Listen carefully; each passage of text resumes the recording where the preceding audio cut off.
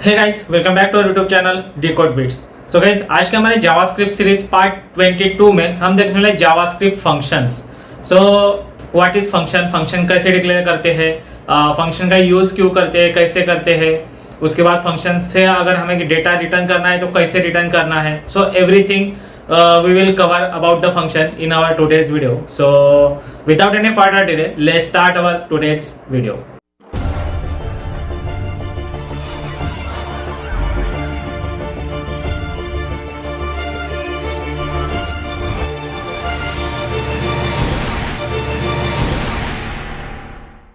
So guys, JavaScript में function एक काफ़ी इंपॉर्टेंट और बेसिक कंसेप्ट है, एज वेल एज काफ़ी सिंपल भी है समझने में। सो आखिर फंक्शन मतलब क्या?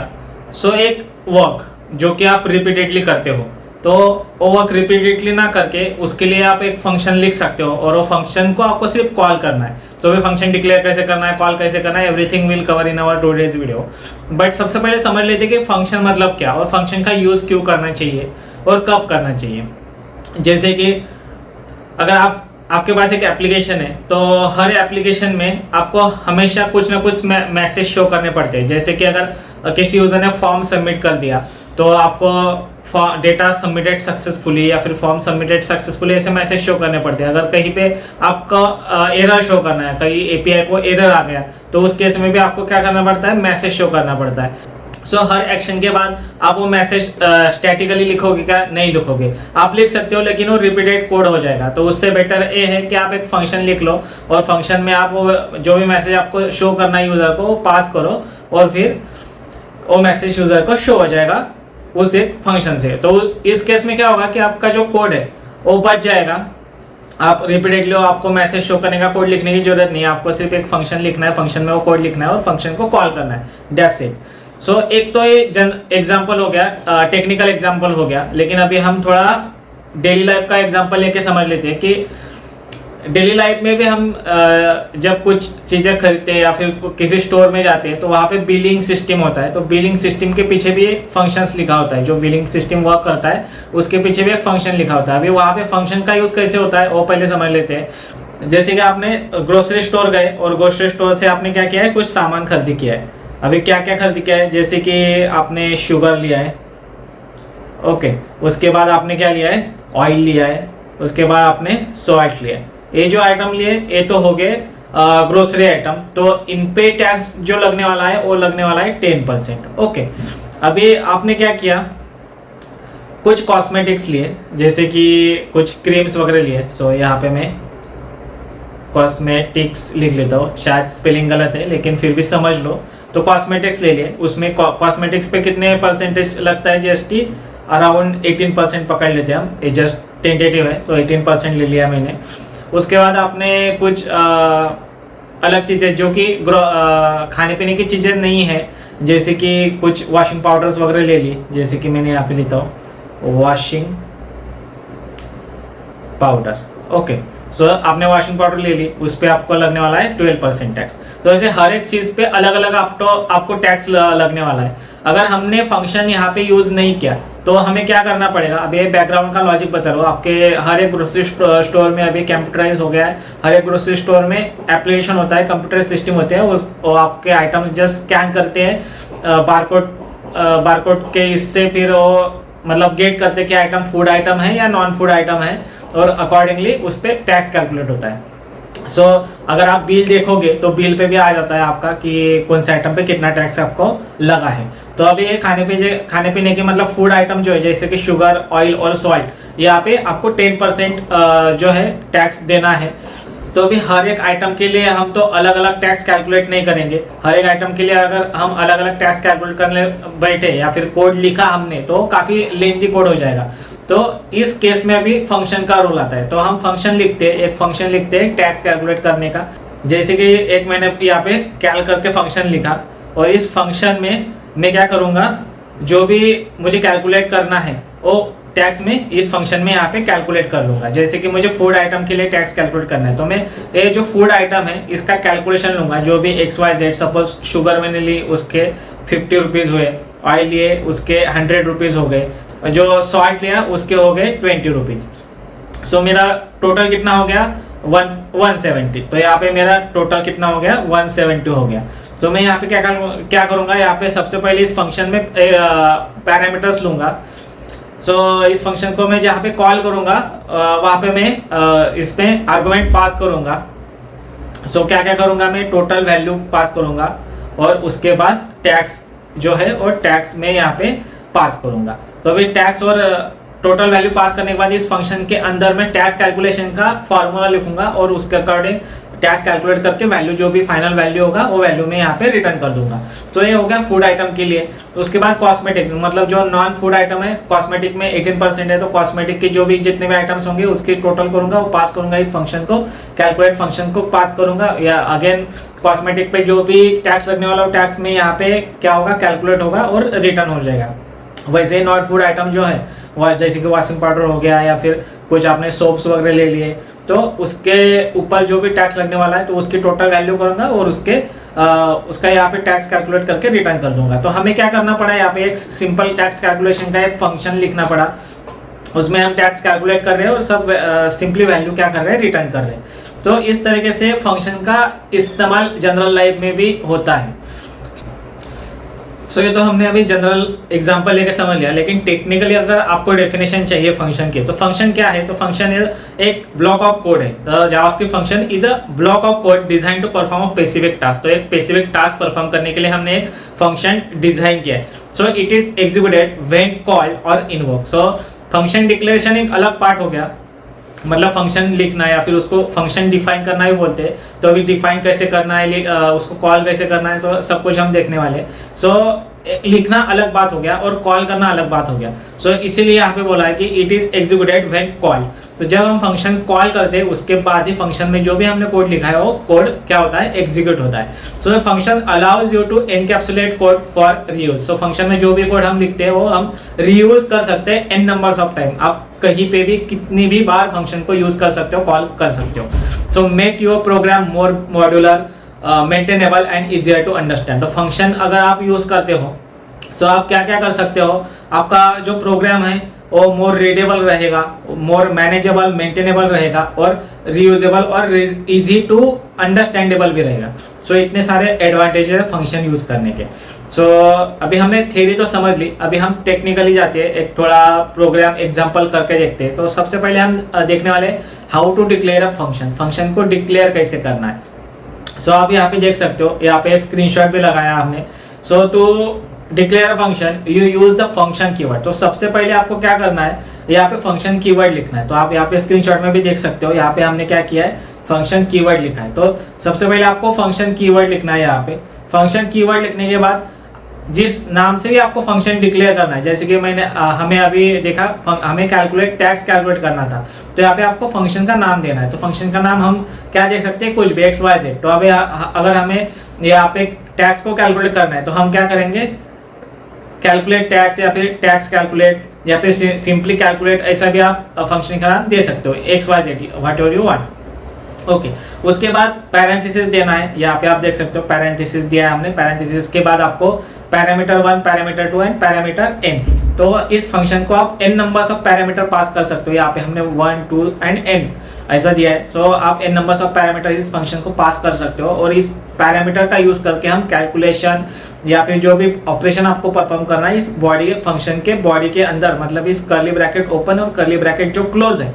इसके अंदर फंक्शन बॉडी के यहाँ पे हम कर सकते हैं। सो काफी सिंपल कंसेप्ट है, मतलब काफी सिंपल है how to declare a function. So हम अभी डिक्लेयर करके भी देखेंगे। So the function name must be valid JavaScript identifier. उसके बाद so as the function name must be valid JavaScript identifier by convention the function name are in a camel case। Okay so अभी आप यहाँ पे देख सकते हो जैसे कि यहाँ पे 2 वर्ड्स है, फंक्शन नेम जो है यहाँ पे 2 वर्ड्स है। थोड़ा मैं यहाँ पे इरेज कर लेता हूँ। तो यहाँ पे आप देख सकते हो फंक्शन नेम में यहाँ पे दो वर्ड्स है, अलग अलग वर्ड्स है। अगर मैंने एन भी स्मॉल लिख लेता, आप लिख सकते हो, लेकिन अगर मैंने एन भी स्मॉल कर दिया होता तो आप इजीली रीड नहीं कर पाते उस फंक्शन नेम को। इसलिए हमने यहाँ पे बोला है कि आपका जो फंक्शन नेम है वो कभी भी कैमल केस में रहना चाहिए। जैसे कि मैंने अभी आपको बोला, अभी कैलकुलेट टैक्स करना है मुझे, तो कैल टैक्स, तो टैक्स का टी में क्या करूंगा, यहाँ पे कैपिटल कर दूंगा और सी स्मॉल कर दूंगा। कभी भी फर्स्ट लेटर फंक्शन है स्मॉल होना चाहिए, और अगर आपके नेम में 2 वर्ड्स है तो सेकंड वर्ड का फर्स्ट लेटर आप क्या कर सकते हो, कैपिटल कर सकते हो। So and start with like the verb like get data. अगर आपको डेटा गेट करना है तो आप गेट डेटा इस तरीके से फंक्शन का नाम दे सकते हो। अभी हमें टैक्स कैलकुलेट करना था तो हमने कैलकुलेट टैक्स किया। अगर आपको कोई एडिशन करना है तो एडिशन का फंक्शन का नाम आप दे सकते हो। कुछ अलग ऑपरेशन परफॉर्म करना है, अगर मैसेज गेट करना है आपको तो गेट मैसेज कर सकते हो। तो मीनिंगफुल नाम आपको देने हैं फंक्शन के, ताकि वो रीडेबल भी रह सके, और अगर आपकी जगह इन फ्यूचर कोई अदर डेवलपर काम कर रहा है तो उसको भी समझने में वो इजी हो जाएगा। तो द फंक्शन कैन एक्सेप्ट 0, 1 और मल्टीपल पैरामीटर। जैसे कि अभी हमने स्क्रीनशॉट में भी देखा कि फंक्शन में जो भी पैरामीटर्स हम लेते हो n नंबर्स ऑफ पैरामीटर्स होते हैं। आप n numbers of parameters function में क्या कर सकते हो, पास कर सकते हो और उसका इस्तेमाल कर सकते हो, यूज कर सकते हो at the time of calculation और operations. So in the case of multiple parameters you need to use comma to separate 2 parameters. तो अगर आप n नंबर्स ऑफ पैरामीटर्स यहाँ पे यूज करते हो फंक्शन में, तो आपको हर एक पैरामीटर के बाद क्या करना है, यहाँ पे आपको कॉमा देना है, ताकि हर एक पैरामीटर सेपरेटेड दिखे और उसका आप यूज कर सके। सो काफी सिंपल था। अभी हम क्या करते हैं, हम एक फंक्शन डिक्लेयर करके देखते हैं कि how to declare a functions in JavaScript. So I hope आप थ्योरी समझ चुके होंगे। अभी हम प्रैक्टिकली करके देखेंगे। सो चलते हैं अपने VS स्टूडियो कोड पे। सो यहाँ पे हम क्या करेंगे, एक फंक्शन डिक्लेयर करेंगे। जैसे कि अभी हमने PPT में देखा है, फंक्शन डिक्लेयर करने के लिए हमें क्या करना है, फंक्शन कीवर्ड लिखना है। तो हम यहाँ पे फंक्शन कीवर्ड लिखेंगे। फंक्शन कीवर्ड लिखने के बाद आपको जो भी फंक्शन का नाम लिखना है वो फंक्शन का नाम आप यहाँ पे दे सकते हो। तो अभी एक सिंपल फंक्शन हम डिक्लेयर करेंगे। सो मैं यहाँ पे ग्रीटिंग करके एक फंक्शन का नाम यहाँ पे देता हूँ। सो यहाँ पे मैंने ग्रीटिंग करके फंक्शन का नाम दिया है। उसके बाद हमें क्या करना है, फंक्शन के बॉडी के अंदर, मतलब यहाँ पे बॉडी किसे बोलते हैं हम, एक कर्ली ब्रैकेट ओपन और क्लोज, इसके बीच में जो भी आप लिखोगे वो हो जाएगा फंक्शन की बॉडी। सो फंक्शन के बॉडी के अंदर आप कुछ भी ऑपरेशन परफॉर्म कर सकते हो। तो सिंपल में यहाँ पे एक वेरिएबल लेता हूँ, लेट या कॉन्स्ट भी ले सकते हो आप। Const message is equal to hello. Okay, so एक मैंने एक फंक्शन एक वेरिएबल लिया, वेरिएबल में वैल्यू करके स्ट्रिंग स्टोर कर दिए। इसको आप कंसोल भी करके देख सकते हो। यहाँ पे console.log हम लेंगे, और उसके बाद ये जो मैसेज हमारा जो वेरिएबल है इसको हम यहाँ पे क्या कर देंगे, बाइंड कर देंगे। तो इसको करते हैं सेव। तो इस तरीके से आप फंक्शन को सिंपल डिक्लेयर कर सकते हो, या फिर आप फंक्शन डेफिनेशन भी बोल सकते हो। फंक्शन की डेफिनेशन है, हमने फंक्शन को यहाँ पे डिफाइन किया है। तो अगर आप यहाँ पे अभी देखोगे, इसको मैंने सेव भी कर दिया, और ब्राउजर पे अगर जाके देखोगे, सो अगर आप यहाँ पे ब्राउजर पे जाके देखोगे तो आपको यहाँ पे कुछ भी मैसेज प्रिंट नहीं दिखेगा। सो क्यों नहीं दिखेगा, क्योंकि अभी फंक्शन को हमने सिर्फ डिक्लेयर किया है, लेकिन इसको कॉल नहीं किया है। तो how to call a function, ये मैसेज हमें कब दिखेगा, जब फंक्शन कॉल होने के बाद दिखेगा। तो फंक्शन को कॉल हम कैसे कर सकते हैं, सो वो अभी हम देखते हैं। अभी फंक्शन डिक्लेरेशन तो हमने देख लिया, काफी सिंपल है। फंक्शन कीवर्ड लिखना है, फंक्शन का नाम लिखना है, पैरेंथेसिस देना है, कर्ली ब्रैकेट देना है। सो ये फंक्शन डिक्लेरेशन हो गया। फंक्शन का डिक्लेरेशन और एक तरीके से हम कर सकते हैं, सो वो भी हम देख लेते हैं। सो फंक्शन डिक्लेरेशन और एक तरीके से मतलब क्या, कि हम यहाँ पे नंबर्स ऑफ पैरामीटर दे सकते हैं। जैसे कि अभी ये जो हो गया है स्टैटिक हो गया, मैं यहाँ पे एक फंक्शन आप जब भी कॉल करोगे तो एक ही मैसेज प्रिंट होगा, hello. So the another way is आप डायनेमिक मैसेज शो कर सकते हो या फिर प्रिंट कर सकते हो। तो कैसे करना है, उसके लिए सिंपल आपको यहाँ पे फंक्शन कीवर्ड लेना है। उसके बाद हम फंक्शन का नाम लेने वाले। सो एक मैसेज करके मैं यहाँ पे फंक्शन का नाम लूंगा, और उसके बाद इस जो हमें पैरेंथेसिस है, फंक्शन का जो पैरेंथेसिस है ओपन एंड क्लोज, उसके अंदर हमें पैरामीटर्स डिक्लेयर करने हैं। सो सिंपल एक मैसेज करके मैं पैरामीटर यहाँ पे दे दूंगा। उसके बाद ये जो कंसोल है इसको हम लेंगे यहाँ पे, और यहाँ पे सिंपली पेस्ट कर देंगे। तो ये एक फंक्शन आप जब भी कॉल करोगे, इसको जो भी आप मैसेज पास करोगे वो मैसेज यहाँ पे शो हो जाएगा। सो अभी डिक्लेरेशन तो हमने देख लिया, बोथ वे, विदाउट पैरामीटर्स और विद पैरामीटर्स। अभी हमें फंक्शन को कॉल करना है। सो उसके पहले अभी हम थोड़ी थ्योरी समझ लेते हैं, calling a function, how to call a function. So to use a function you need to call it. अगर फंक्शन आपको यूज करना है, या फिर फंक्शन में जो भी आपने ऑपरेशन परफॉर्म किया अगर आपको परफॉर्म करना है, या फिर फंक्शन के अंदर आपने जो भी कोड लिखा है उसको आपको परफॉर्म करना है, जो भी कैलकुलेशन किया है उसको आपको परफॉर्म करना है, तो उसके लिए आपको क्या करना पड़ेगा, फंक्शन को कॉल करना पड़ेगा. So calling a function is also known as a invoking a function.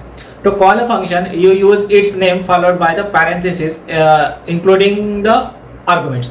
Arguments मतलब क्या है, जो हमने पैरामीटर्स लिए हैं फंक्शन के अंदर, फंक्शन डिक्लेयर करते टाइम पे हमने जो पैरामीटर्स ऐड किए उसको एज अ आर्गुमेंट हमें पास करना पड़ेगा. अभी फंक्शन पैरामीटर्स वर्सेस आर्गुमेंट ये भी हम देखने वाले हैं. पैरामीटर्स मतलब क्या और आर्गुमेंट्स मतलब क्या, both are the same things but exactly what is the parameters and what is the argument, और नेक्स्ट स्लाइड में हम देखेंगे. सो जब भी आप फंक्शन कॉल करोगे तो आपको एज आर्गुमेंट पास करने, एज अ वैल्यू आपको पास करनी पड़ेगी, ताकि वो पैरामीटर जो भी हमने डिक्लेयर किए वो कैच करेंगे और आगे का ऑपरेशन जो भी होगा वो परफॉर्म करेंगे. So when calling a function, JavaScript execute the code inside a function body. So जब भी आप फंक्शन को कॉल करते हो तो उसके बाद फंक्शन के अंदर जो भी हमने कोड लिखा है वो कोड क्या होता है एग्जीक्यूट होता है. तो यहाँ पे हमने स्क्रीनशॉट भी लगाया, आप देख सकते हो. हमने सिंपल यहाँ पे फंक्शन कीवर्ड लिखा है, ग्रीटिंग करके फंक्शन का नेम लिया है, एक पैरामीटर्स दिया है उसमें मैसेज, और मैसेज को सिंपली कंसोल पे प्रिंट किया. यहाँ पे हमने फंक्शन कॉल किया. अभी कॉल कैसे करना है, जस्ट आपका फंक्शन का जो भी नेम होगा उस फंक्शन का नेम आपको यहाँ पे लेना है, जो कि हमने यहाँ पे लिया है greeting parenthesis open parenthesis close. और जब हमने फंक्शन डिक्लेयर किया था तब यहाँ पे मैसेज करके एक पैरामीटर्स दिया था, तो उस पैरामीटर को हमें आर्गुमेंट पास करना पड़ेगा. तो इसको हम आर्गुमेंट बोलते हैं. जो यहाँ पे हेलो स्ट्रिंग में जो लिखा है हमने, इसको हम क्या बोलते हैं, आर्गुमेंट्स बोलते हैं. वो आर्गुमेंट यहाँ पे इस पैरामीटर को क्या हो जाएगा, पास हो जाएगा. सो यहाँ पे वो शो हो जाएगा. सो इस तरीके से आपको फंक्शन को क्या करना है, कॉल करना है. सो अभी फंक्शन हमने डिक्लेरेशन देख लिया, अभी हम कॉल करके देखते हैं. सो सबसे पहले जो ग्रीटिंग है उसको हम कॉल करके देखते हैं. सो सिंपली आपको यहाँ पे कोई भी पैरामीटर्स हमने डिक्लेयर नहीं किया है, तो आपको सिंपली फंक्शन का नाम यहाँ पे लिखना है. इसको सेव करते हैं, चलते ब्राउज़र पे. तो आप यहाँ पे देख सकते हो मैसेज हेलो करके यहाँ पे प्रिंट हो चुका है, लेकिन ये अभी स्टैटिक मैसेज है. कितनी बार भी एन नंबर्स ऑफ टाइम भी अगर आपने इस फंक्शन को कॉल किया तो भी आपको ये सेम ही मैसेज शो होने वाला है. लेकिन अगर ये जो दूसरा मैसेज हमने दूसरा फंक्शन जो हमने यहाँ पे डिफाइन किया है, तो उसके अंदर आप एन नंबर्स ऑफ टाइम अगर आप इस फंक्शन को कॉल करते हो और हर एक टाइम अलग अलग मैसेज पास करते हो, तो हर एक टाइम आपको अलग अलग मैसेज ये वहाँ पे शो हो जाएगा. तो यहाँ पे मैं हेलो हाउ आर यू ऐसा एक मैसेज मैंने प्रिंट कर दिया. उसके बाद फिर से इस फंक्शन को मैं यहाँ पे कॉल करता हूँ. इसके बाद हम यहाँ पे हाय, और यहाँ पे हम कर देते हैं गुड मॉर्निंग.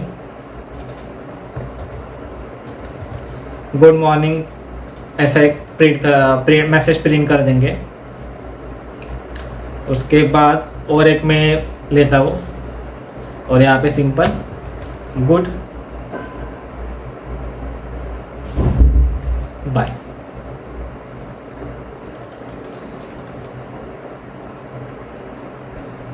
और ये थर्ड वाला हम फिर से थर्ड लाइन पे भी हम कॉल करेंगे और उसमें सिर्फ क्या करेंगे, थैंक्स करके एक स्ट्रिंग में यहाँ पे पास कर दी. इसको हम सेव करते चलते हैं अपने ब्राउज़र पे.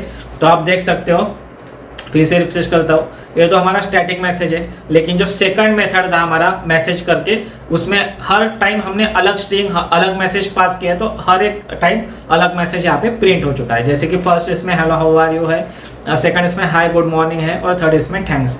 सो इस तरीके से आप रीयूजेबल फंक्शन बना सकते हो with the help of parameters and arguments. तो अभी आपने देखा होगा काफ़ी सिंपल कंसेप्ट था. डिक्लेरेशन भी हमने देख लिया, अभी कॉलिंग भी देख लिया.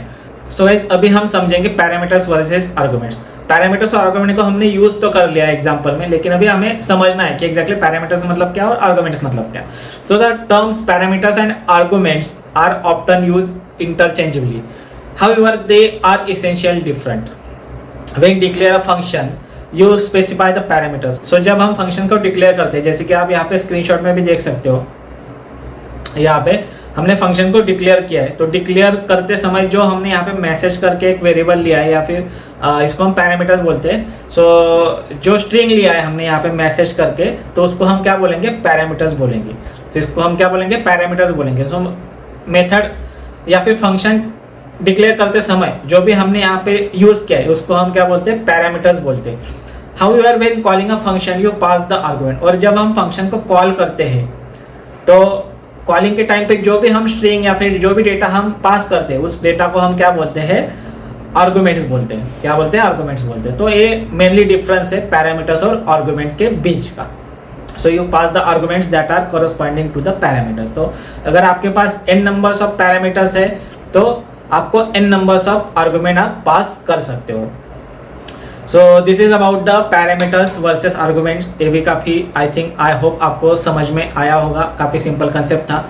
सो अभी हम देखते हैं रिटर्निंग अ वैल्यू। अभी फंक्शन डिक्लेरेशन हो गया, कॉलिंग हो गया, लेकिन अगर फंक्शन में से आपको अगर डेटा कुछ रिटर्न करना है तो आप कैसे कर सकते हो, तो अभी हम देख लेते हैं। तो उसको भी हम रीयूजेबल फंक्शन बोल सकते हैं।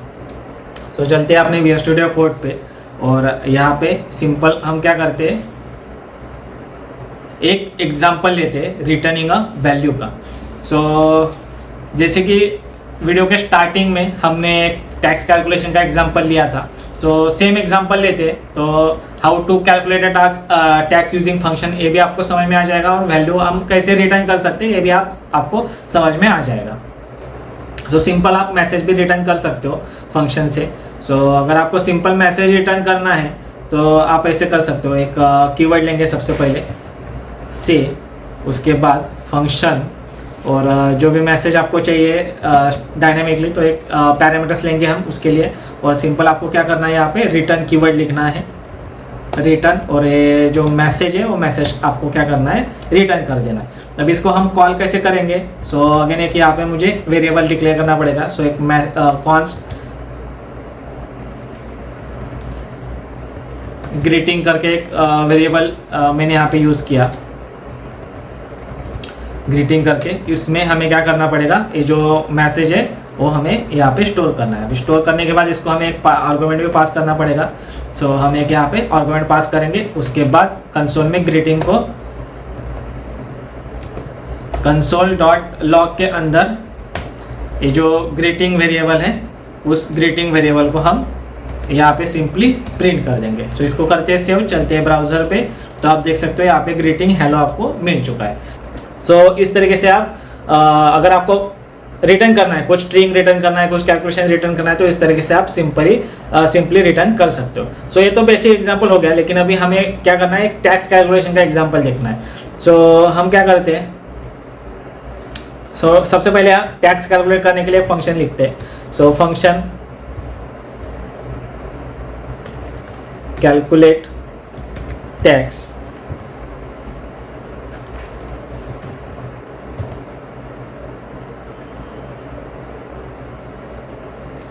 और कैलकुलेट टैक्स के अंदर हमें क्या करना है, दो पैरामीटर्स लेने हैं। एक तो अमाउंट लेना पड़ेगा, और दूसरा हमें क्या लेना है, टैक्स रेट लेना है, टैक्स रेट।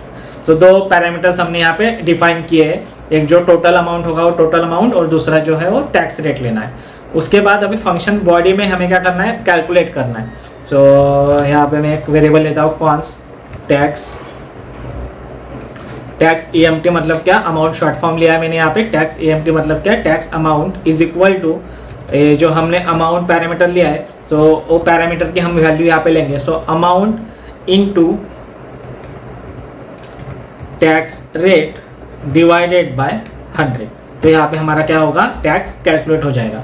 यहाँ पे टैक्स अमाउंट यहाँ पे क्या होगा, कैलकुलेट हो जाएगा। ओके, सो उसके बाद हमें क्या करना है, टोटल बिल लेना है, मतलब टैक्स अमाउंट जो भी कैलकुलेट होगी वो उस अमाउंट को हमें अमाउंट में ऐड करना है और फाइनल अमाउंट बताना है। सो इसके लिए अगेन एक वेरिएबल लूँगा मैं कॉन्स्ट, उसमें हम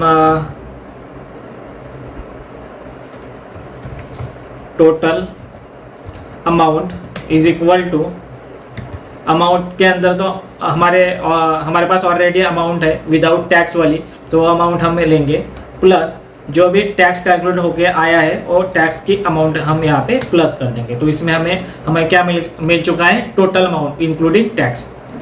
ओके, सो अभी ये हो गया। अभी हमें इसको रिटर्न भी करना है, तो हमें रिटर्न क्या क्या करना है, एक टैक्स रिटर्न करना है, मतलब टैक्स कितना लगा, कितने अमाउंट का लगा, और टैक्स और टोटल अमाउंट दोनों रिटर्न करने हैं। तो उसके लिए हम क्या करेंगे, एक ऑब्जेक्ट यहाँ पे डिफाइन करेंगे। सो ऑब्जेक्ट कैसे डिफाइन करना है, किस तरीके से आप डिफाइन कर सकते हो, ये अपकमिंग वीडियोस में हम सीखने वाले। सो इसके लिए please do like, share, comment and subscribe to our channel, ताकि जब भी मैं वो वीडियोस अपलोड करूँगा तो उसके नोटिफिकेशन आपको मिल जाएंगे और आप वो भी चेकआउट कर सकते हो। सो उसके लिए सिंपली एक ऑब्जेक्ट यहाँ पे हम लेने वाले हैं, तो कॉन्स्ट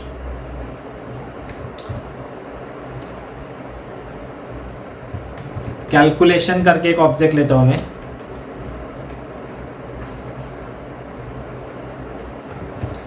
इज इक्वल टू, सो इस तरीके से मैंने एक ऑब्जेक्ट लिया, ऑब्जेक्ट लिटरल्स बोलते हैं इसको। और इसमें हम क्या करेंगे, टैक्स अमाउंट को रिटर्न करेंगे। तो टैक्स अमाउंट कितना है हमारा, जो भी होगा इस वेरिएबल में होगा। सो वेरिएबल मैंने इसको अटैच कर दिया, और उसके बाद टोटल अमाउंट इंक्लूडिंग टैक्स वाला। सो यहाँ पे टोटल अमाउंट, और टोटल अमाउंट में हम क्या करेंगे, टोटल AMT जो भी वेरिएबल है वो यहाँ पे अटैच कर देंगे। तो इसको करते हैं सेव। उसके बाद हमें क्या करना है, रिटर्न करना है। तो इस सिंपली इस ऑब्जेक्ट को हमें क्या करना है, यहाँ पे रिटर्न कर देना है। तो इसको करते हैं सेव। अभी ये तो हमारा फंक्शन हो गया, ये अभी रीयूजेबल फंक्शन हो गया। इस फंक्शन में टैक्स कैलकुलेट होगा। अभी ये होने के बाद हमें क्या करना है, हर एक आइटम के लिए अलग अलग टैक्स हो सकता है। तो उसके लिए अगेन हम एक फंक्शन लिखेंगे। सो देखो फंक्शन के कितने फ़ायदे हैं। तो और एक टैक्स हमें परफॉर्म करना है, तो इसके लिए और एक फंक्शन हम लिख लेंगे। सो कैलकुलेट बिल करके लिखते हैं, अभी कैल बिल शॉर्ट फॉर्म में लिखता हूँ। और उसके बाद इसमें हमें क्या क्या लेना है इस फंक्शन में, तो टाइप लेना है, मतलब आपका आइटम जो है फूड आइटम है या फिर नॉन फूड आइटम है, या फिर कोई ड्रिंक्स है, ड्रिंकेबल आइटम्स है, जैसे कि मॉकटेल या कॉकटेल वगैरह जो भी है वो आप यहाँ पे लिख सकते हो। सो इस टाइप ले लिया, उसके बाद अमाउंट ले लिया, और उसके बाद टैक्स रेट भी ले लिया मैंने यहाँ पे फिर से। सो ये 3 पैरामीटर्स हमने यहाँ पे लिए। तो सबसे पहले अभी हम क्या करेंगे, फूड आइटम के लिए कैलकुलेट करेंगे। सो इफ यहाँ पे हम क्या करते हैं, टाइप इक्वल टू फूड। सो इस टाइप में हमें फूड है कि नॉन फूड है वो यहाँ पे मिलने वाला है। सो अगर टाइप अगर फूड है तो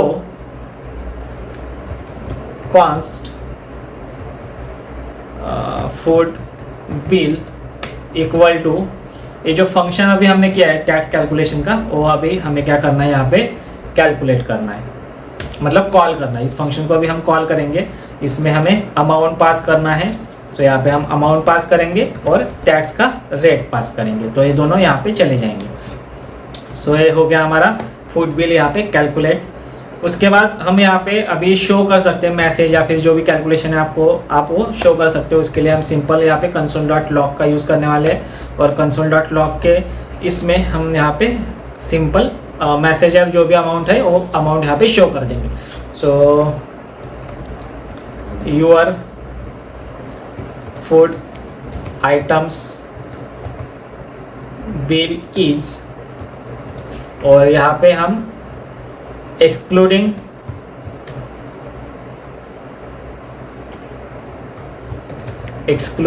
टैक्स शो करेंगे यूज़र को। सबसे पहले एक्सक्लूडिंग टैक्स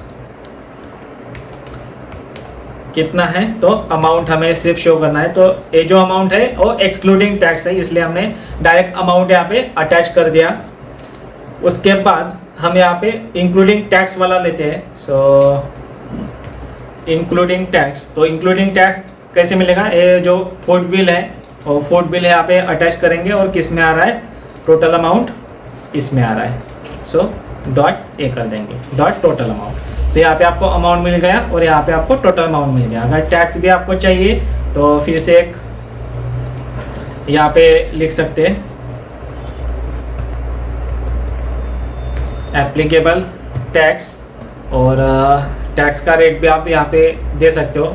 सो सिंपल आपको यहाँ पे टैक्स रेट को अटैच करना है, उसके बाद परसेंटेज का साइन, और कितना टैक्स होने वाला है। तो ये जो फूड बिल है उसमें हमें टैक्स भी मिल रहा है, मतलब टैक्स की अमाउंट मिल रही है, कितनी है, तो टैक्स अमाउंट, उसमें वो टैक्स की अमाउंट आ जाएगी। सो ये हो गया। सो इस तरीके से आपको सिंपल विदाउट टैक्स वाला अमाउंट भी यहाँ पे मिल चुका है, टैक्स रेट का मतलब कितना कैलकुलेशन वो भी आपको यहाँ पे मिल चुका है, और टोटल अमाउंट इंक्लूडिंग टैक्स वो भी आपको यहाँ पे मिल चुका है।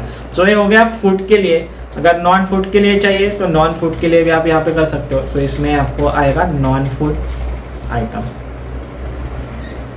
सो नॉन फूड में भी सेम ही आएगा, यहाँ पे आप वेरिएबल चेंज कर सकते हो, नॉन फूड कॉपी, और यहाँ पे सिंपल आपको नॉन फूड आइटम बिल लिखना है, एप्लीकेबल टैक्स सेम रहेगा। फिर से यहाँ पे आपको non food item bill including tax लिखना है, और वेरिएबल का नाम चेंज हुआ इसलिए यहाँ पे भी वेरिएबल का नाम क्या हो जाएगा, चेंज हो जाएगा।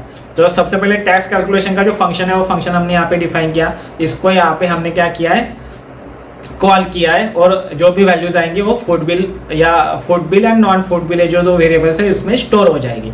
और उसके बाद अब ये जो फंक्शन है कैल बिल, इसको हमें कॉल करना है और उसमें पैरामीटर पास करने हैं। सो यहाँ पे मैं इसको कॉल करूँगा और उसमें हमें क्या क्या करना है, टाइप पास करना है। तो सबसे पहले फूड ये जो हमने टाइप दिया है वो पास करेंगे, उसके बाद अमाउंट, फूड का अमाउंट कितना हुआ है। सो सिंपल कैलकुलेशन समझने के लिए मैंने 1000 ले लिया, और टैक्स रेट कितना है फूड आइटम पे 10% है। सो ये जो हो गया ये फूड के लिए हो गया। अभी नॉन फूड के लिए भी करते हैं। सो इसके लिए बाद यहाँ पे हम डिफाइन करेंगे नॉन फूड का बिल हो गया है हमारा 2000, और यहाँ पे एप्लीकेबल टैक्स है अपना सपोज 18%। तो इसको करते हैं सेव और चलते अपने ब्राउज़र पे। तो आप देख सकते हो यहाँ पे कैलकुलेशन आपको मिल चुका है। So your food bill item bill is excluding tax 1000 है, तो उसके बाद एप्लीकेबल टैक्स 10%। तो 10% के हिसाब से यहाँ पे 100 रुपीज़ टैक्स आपको लगा है, और टोटल बिल हुआ है फूड का आपका 1100। Okay, so your food non food item bill is excluding tax 2000, applicable 18% tax 360 उस पे आपको टैक्स लगेगा। तो टोटल आपका बिल कितना हो जाएगा यहाँ पे 2360 रुपीज़। तो इस तरीके से आप एक टैक्स कैलकुलेशन फंक्शन बना सकते हो, और ये रीयूजेबल फंक्शन हो जाएगा। सो आप यहाँ पे देख भी सकते हो हमने कितने बार फंक्शन का यूज़ किया। आप जितनी बार आपको अलग अलग आइटम यहाँ पे कैलकुलेट करने हैं तो आप उतने time calculate tax function call कर सकते हो। जितने टाइम आपको अलग अलग टाइप के फंक्शन, अलग अलग टाइप के आइटम्स पे जो भी अमाउंट है कैलकुलेशन करना है, तो कैल बिल ये जो फंक्शन है उसको भी आप इन नंबर्स ऑफ टाइम यहाँ पे यूज़ कर सकते हो। So guys it's about the function. So I hope आपको ये आज का ये कंसेप्ट है वो समझ में आया होगा, अच्छा लगा होगा, कुछ नया सीखा होगा आपने। सो ऐसे ही नए वीडियोस के लिए, नए कंसेप्ट के लिए please do like, share, comment and subscribe to our channel and click on the bell icons for more updates and more videos. So फिर से मिलते हैं एक नए वीडियोस में एक नए कंसेप्ट के साथ। Till then take care and bye. Thanks for watching the video.